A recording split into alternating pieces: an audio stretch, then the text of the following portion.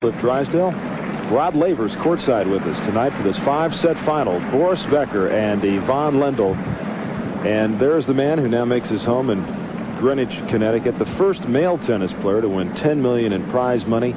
And this year has been quite a year for him. He won the $800,000 bonus for the top points in the Nabisco Grand Prix. And Becker, the youngest man to win $1 million in tennis. Of course, the prize money cliff increases through the years, and that probably $10 million figure will come a little bit easier to Becker if he continues his type of play through the next 4 to 5 years than it came to that man serving Ivan Lendl. Every time you talk about prize money, it kind of course it's relevant because it separates the good players from the bad, but these guys make so much more money off the court.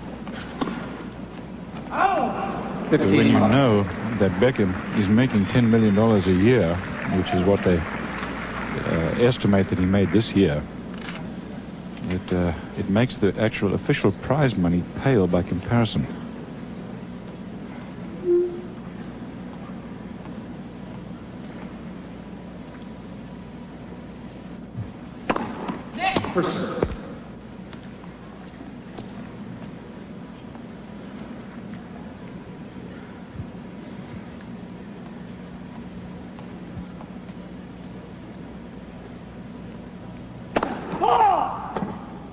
I always ask Bruce Devlin, who I do golf with, when we talk about money, what his biggest prize winning year was.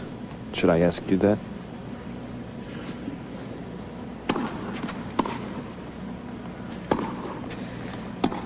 Or is that a no comment? After this.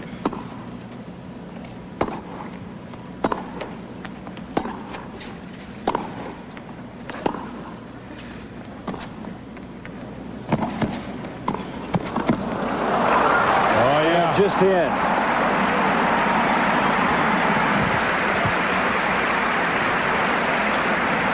Good stretch here from Ivan Lendl. Now he's very much in a defensive position. The drop shot to try to get him into the net. Well, he got into the net and he stretched for that volley. And as you saw, it was just about as well played as it could be under the circumstances. $23,000 was the biggest single prize money check I ever got. One tournament.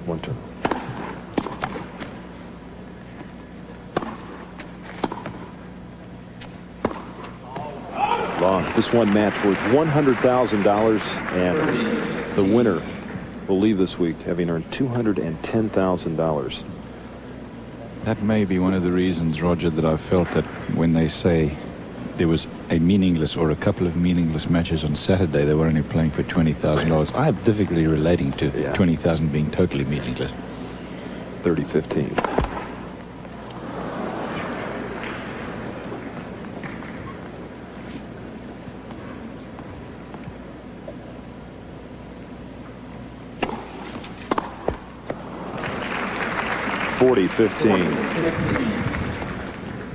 Becker has still not made any impression on Lendl's serve. Look at this, Cliff. 73% of all backcourt points to Lendl. Becker just 22. Coming in, Lendl had won 52% of his backcourt points, and Becker 45.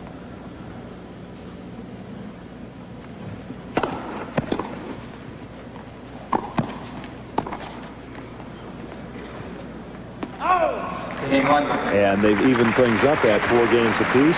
This was the point in the first set, Lendl against Wielander and Becker against Edberg, the 9th game in the semis, where the break occurred on both sides. In favor of the two boys who are right there now. That's exactly right, and that's why I said that the first set, both first set yesterday were relatively close, and then both of these boys ran away from it respectively against who they were playing. But the stat that you just brought up about the backcourt points won, of course, is an important one because of what we're saying, and that is that if they both stay back, then Lendl is in the driver's seat, and Becker has surely got to realize that.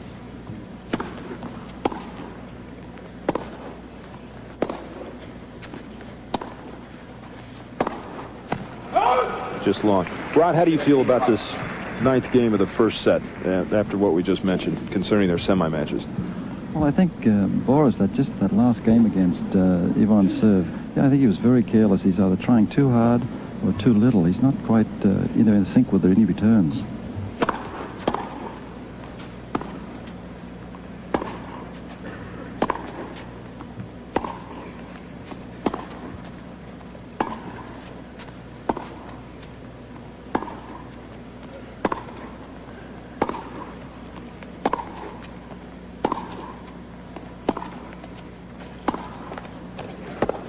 Very good approach shot there from Ivan. Ball stayed very low. It's a tough passing shot to make when the ball kind of bites into the ground, and then you see a guy as big as Lendl come in. Take a look at this again. This one here, you know, he really got underneath that ball. A little bit of tape help, and then Becker having to try to pass him. Tough assignment, 15 all. The other thing you have to bear in mind, the other good question when we talk about staying back, is when Becker comes in, he wins 3 of 4 points. And for Boris Becker, his second double fall.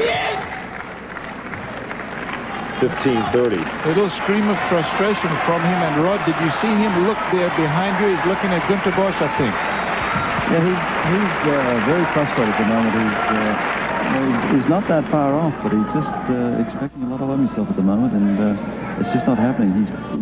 He's lost his rhythm a little on his serve, especially the second one.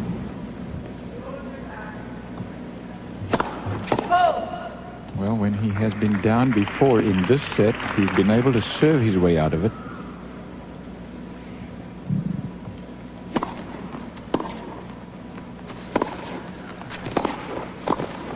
Well, there it is. Rick just mentioned when he comes to the net, he wins 3 out of 4 times. He has done that so far in this match. And when he does it, he's so effective at it. And there's Günter Bosch, and you just wonder why he doesn't do it on a more regular basis. Yeah.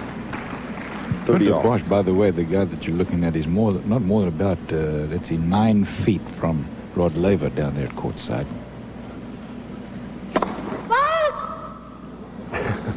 The lines person there. You got to be careful when Becker's serving.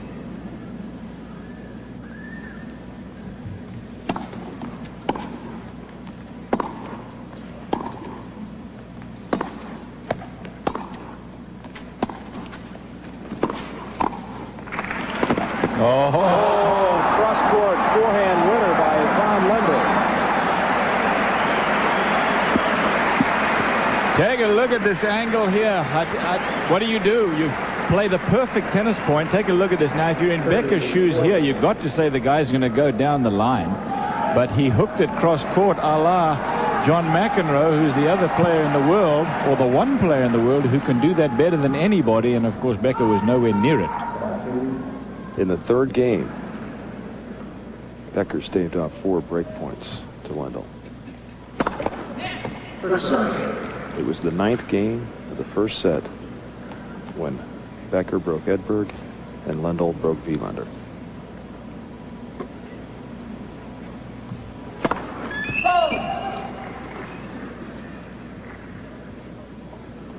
Biggest point of the match. And a double fall to his third, and Ivan Lendl breaks Boris Becker in the 9th game of the first set. The asterisk means that Lendl